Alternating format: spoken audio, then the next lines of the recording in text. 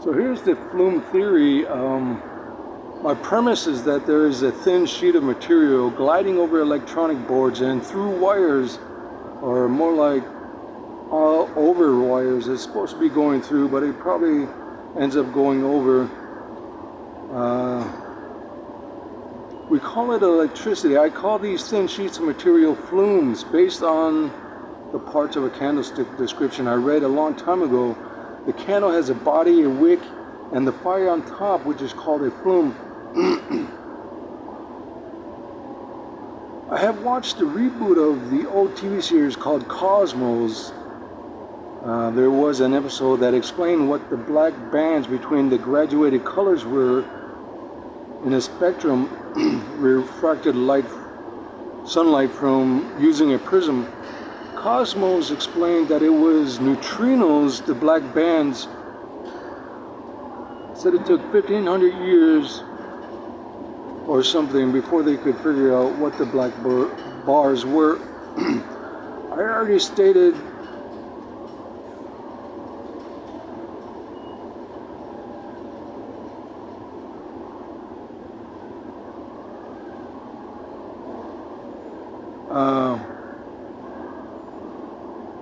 yeah, I think these black bars are probably thin sheets of material, and the colors in between are mostly empty space, and you're probably seeing the edge of a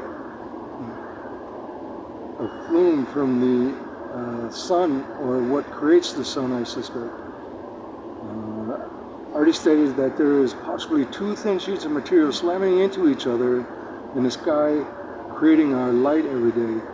So I suspect that these thin sheets of light splurt, thin sheets of material splurt from the collision of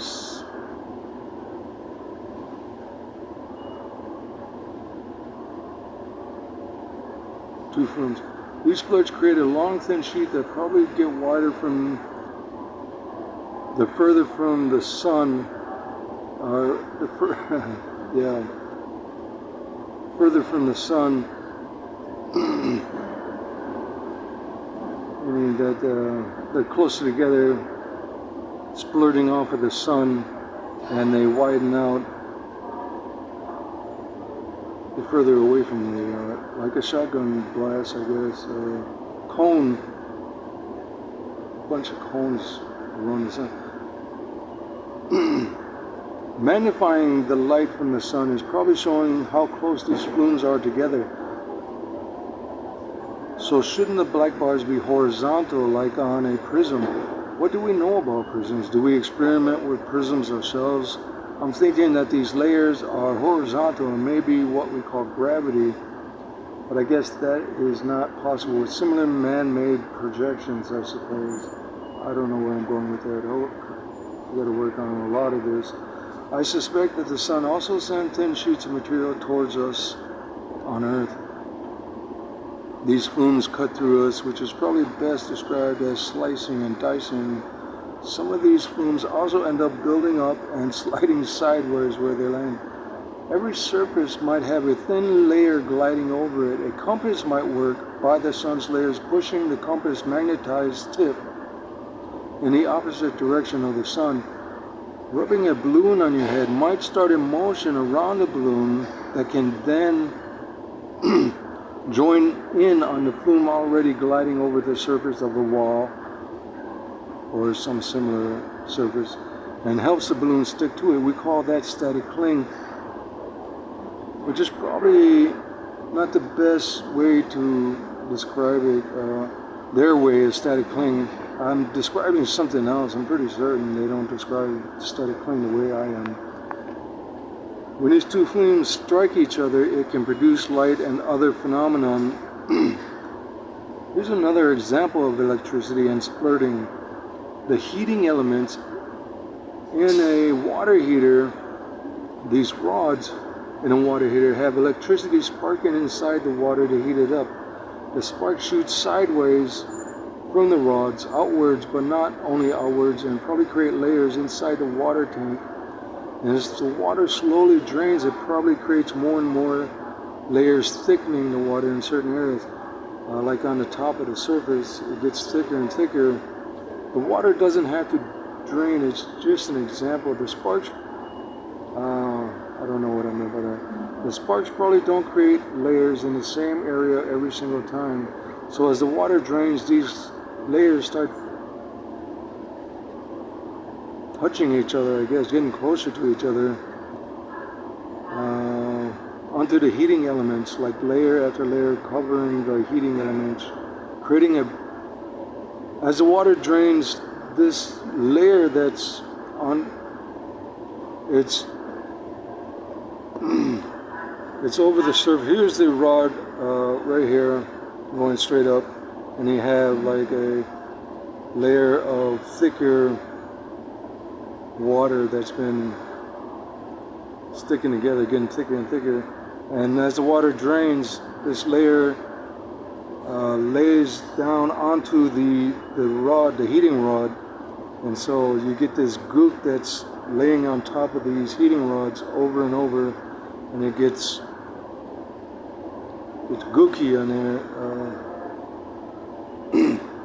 what they call corrosion.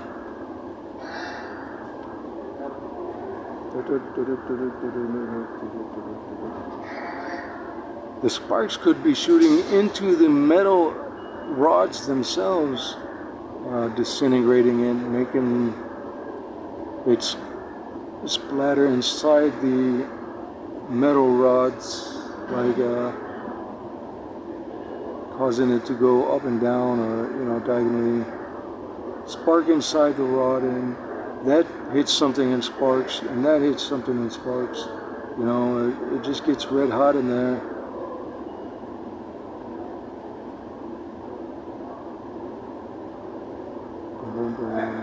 I was talking about lasers before. What causes the light from the laser? Something similar to why things get red hot.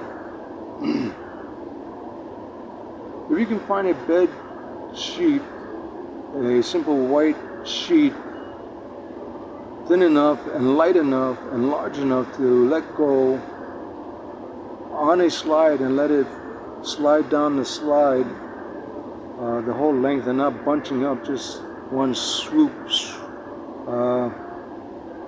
You probably notice that it will want to ride over any object that's on top of it, like just go right around it. That might be happening with electricity. It seems to be hugging the electronic board, like these thin sheets of material that we call electricity. So it's pretty weird.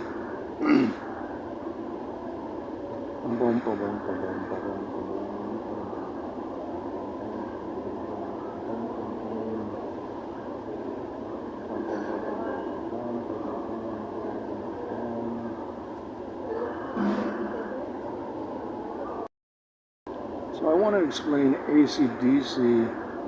We have these wires for the trolley out here in San Diego. We have wires, and we have electricity going one way, and they try to time it right and send electricity along the other way, and so they hit each other and spark right in front of us, I guess.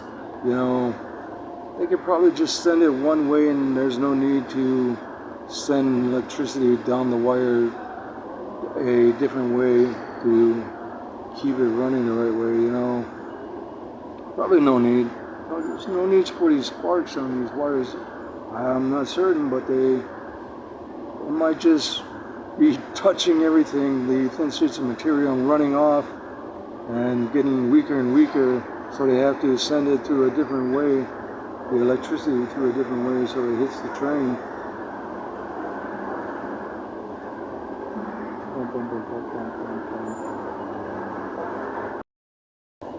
If we had some gas, like from a larger lighter, that you can use a lighter and light it up and it starts flaming, like this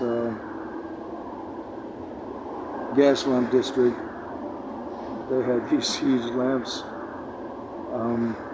If you can throw a rock fast enough you might be able to straighten out the gas without and cause it to flame up just by something small enough and fast enough to straighten out these thin sheets of gas.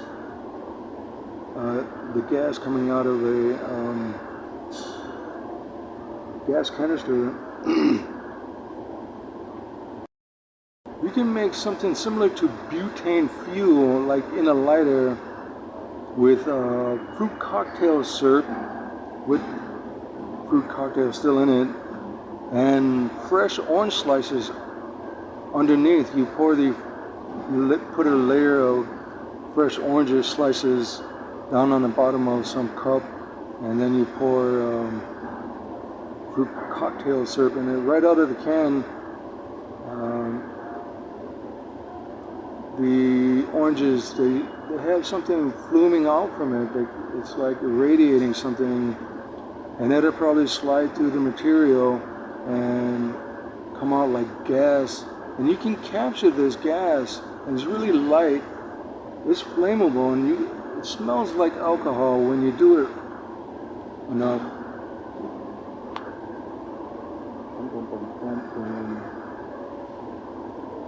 Magnets probably are pieces of metal that have thin sheets of material gliding around and around at a fast pace. And so whatever touches the magnet gets held onto it because it's also getting something wrapped around it. So it's like, that's how I'm explaining magnetism. Batteries might be using the same idea as what I'm describing as magnets. They just know how to take off some of these thin sheets of material a little at a time to power circuitry and the likes. Gravity may also be similar to magnets as on a grander scale. I haven't explained it, but yeah, something is striking like the sun, and I explained it in a different video. I'm gonna have to, that's pretty weird. Alternators may not be able to produce electricity by themselves. They might be batteries that wear out after time. So the Hoover Dam concept might be a scamology. They might be trying to trick people into trying to make their alternators forever and ever and ever, trying to produce their own electricity.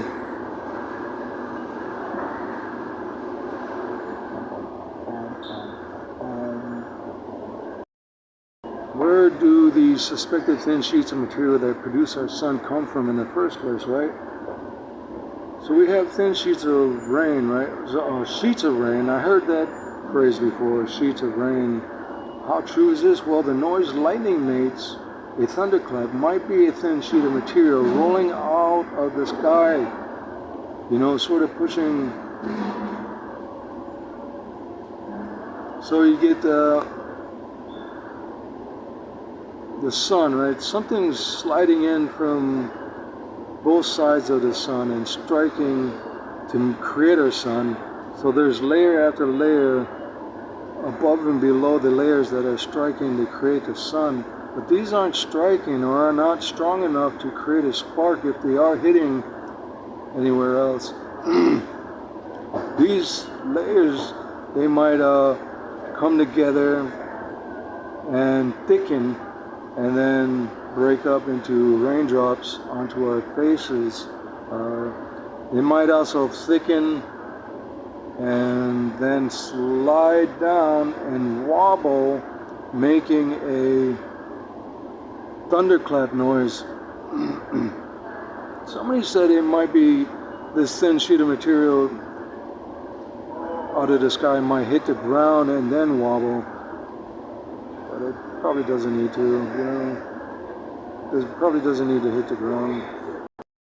The edges of these things sliding off and wobbling, they might be moving back and forth so fast that they are getting white hot, into our eyes, which is pretty weird.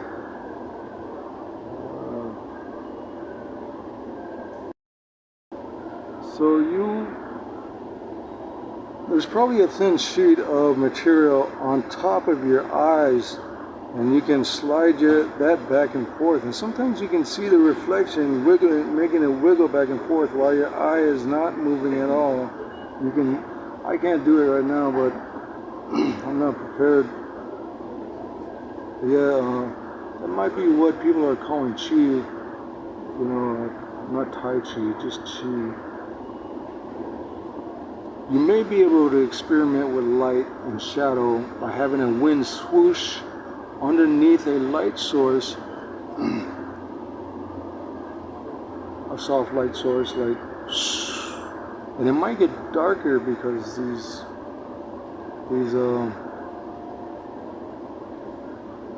light rays are probably getting swooshed to the side with the wind. It might get a little darker. I'm suspecting that a light ray, thin sheet of material, is hitting something else in the sky and going sideways, you know, like a little tiny sparks here, because these light rays are coming from the light source above us. And so it's creating a little light here too, not as much as the sun, but a little bit of light. So shadow might be something that's blocking, something is blocking these rays from going and sparking here. So it gets darker in this area. There's nothing sparking in here. And it's lighter near the top where the sun rays are allowed to go by this obstacle. But down here it's darker because not enough of this material that's striking here, as this ray goes this way, as the ray goes that way, and sparking here. Some of it is not going as far down and striking here. So it gets darker and darker down here because it's not reaching.